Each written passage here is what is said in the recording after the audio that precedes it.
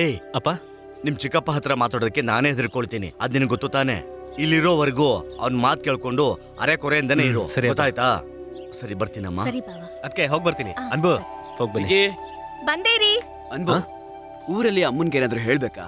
ಓ, ಇಲ್ಲ ನಿನ್ ಫ್ರೆಂಡ್ಸಿಗೆ ಏನಾದ್ರು ಹೇಳ್ಬೇಕಿತ್ತಾ? ಚಿಕ್ಕಪ್ಪ ಹ್ಮ್ ಊರಲ್ಲಿ ಎಲ್ರಿಗೂ ಕಾಗೆ ಊಟ ಹಾಕಕ್ ಹೇಳೋ. ಕಾಗೆಗ ಡಾಲಿ ಮನೆಗೂ ಬಂದಿಲ್ಲ. ಎಲ್ಲ ಹೋದ್ಲು? ಏನಾಯ್ತು? ಡಾಲಿ ಸ್ಕೂಲಲ್ಲೂ ಇಲ್ಲ, ಫ್ರೆಂಡ್ ಮನೇಲೂ ಇಲ್ಲ. ಎಲ್ಲ ಹೋದ್ಲು ಗೊತ್ತಿಲ್ಲ. ನನಗ್ ಗೊತ್ತು, ನನ್ ಗಂಡನ್ಗೊಂದು ಪಾಪಿಗಳೇ ಈ ಕೆಲಸ ಮಾಡಿರೋದು.